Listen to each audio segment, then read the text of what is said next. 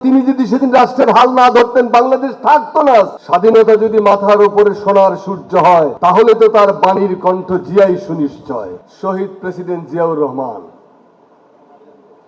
একটা একটা করে অবদান কিন্তু সবার। আমরা 1000 বছরের বাংলাদেশের ইতিহাস পাঠ করে আসছি। কতগুলো অবদান তার। যদি 1971 সালের স্বাধীনতার ঘোষণা দিয়ে তিনি তার দায়িত্ব সম্পন্ন করতেন, তারপরেও ইতিহাসে তার নাম চিরকাল স্বর্ণাক্ষরে লেখা থাকতো। তিনি আমাদের স্বাধীনতার মহান ঘোষক। ঘোষক শুধু না, তিনি স্বাধীনতাকে বাস্তবায়ন করার জন্য আনার জন্য নিজে মুক্তিবাহিনী গঠন করেছেন। মুক্তিযোদ্ধা ছিলেন, বীর উত্তম ছিলেন, তারপরে দায়িত্ব সম্পন্ন করে ব্যারাকে ফিরে গেছেন। কোনো লোভ লালসার মধ্যে ছিলেন না। 71-এর মুক্তিযুদ্ধ যদি আমাদের জাতীয় ইতিহাসের সবচেয়ে গুরুত্বপূর্ণ টার্নিং পয়েন্ট হয়, তাহলে শহীদ জিয়ার স্বাধীনতার ঘোষণা সেই টার্নিং পয়েন্টের উপরকার হীরকখণ্ডটি, মুক্তাটি, সেই কোহিনূর মণিটি। স্বাধীনতা যদি মাথার উপরে সোনার সূর্য হয় তাহলে তো তার বাণীর কণ্ঠ জিয়াই সুনিশ্চয়। আর তো কেউ নাই। তাহলে স্বাধীনতার ঘোষণা, যেটা ভিত্তি করে বাংলাদেশ স্বাধীন হলো, যেটা তাজউদ্দিন লিখেছেন, একে খন্দকার লিখেছেন, যেটা তাজউদ্দিনের মেয়ে লিখেছেন শারমিন আহমেদ, বলছে যে জিয়াউর রহমানের স্বাধীনতার ঘোষণা আমাদের গায়ের ভেতর দিয়ে বিদ্যুতের স্ফুলিঙ্গ বইয়ে দিয়েছিল। আমি নিজে স্বাধীনতার ঘোষণা শুনেছি। স্বাধীনতার ঘোষণা শুনে আমরা রাস্তায় মিছিল নিয়ে বেরিয়ে গেছিলাম, বলে আমাদের দেশ স্বাধীন হয়ে গেছে। একটা ঘোষণা সারা বাংলাদেশকে একখণ্ড করে ফেলেছিল, একত্রিত করে ফেলেছিল, বিদ্যুৎ পৃষ্ঠ করে। বিদ্যুৎ নয়, খালি বিসুবিএসের মতো লাভা উদ্গীরণকারী ক্ষমতা অর্জন করেছিল বাংলাদেশ।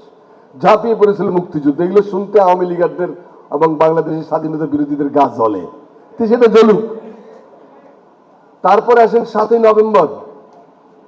বাংলাদেশকে যখন ভারতীয় খপ্পরে নিয়ে যাওয়ার শেষ কিনারে দাঁড়ানো বাংলাদেশ, ধ্বংস এবং উদ্ধার, এই দুটো মাঝখানে, একদিকে ধ্বংস, একদিকে স্বাধীনতা, কোন দিকে যাবে বাংলাদেশ?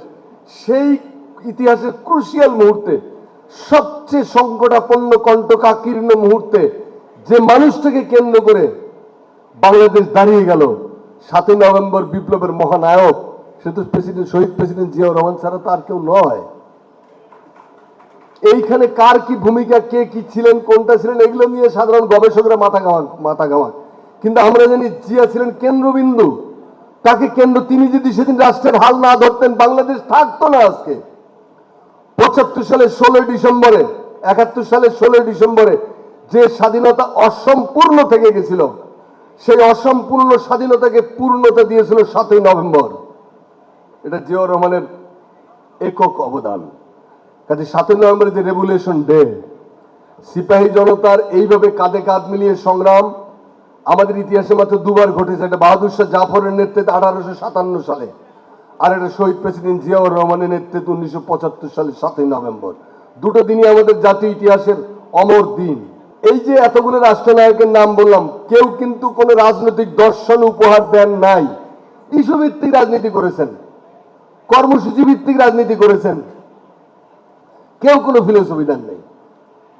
রাষ্ট্রটা কি হবে, এটার গঠনতন্ত্রটা কি হবে, এটা চলবে কিভাবে, রাষ্ট্রের পরিচয় কি হবে, সে কেমনে করে পা ফেলবে সামনে, কিভাবে সে নিজেকে ঐক্যবদ্ধ রাখবে, কিভাবে সে জাতীয় সংহতিবোধ বাড়াতে হবে, এটা তো কারো মাথায় ছিল না।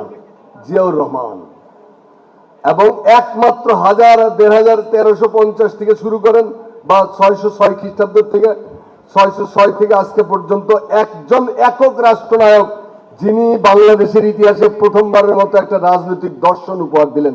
সেই দর্শনটি হলো বাংলাদেশী জাতীয়তাবাদ। এইরকম দর্শন আমাদের ইতিহাসে কেউ দেন নেই। আমি চ্যালেঞ্জ করছি, আপনারা গেটে দেখতে পারেন।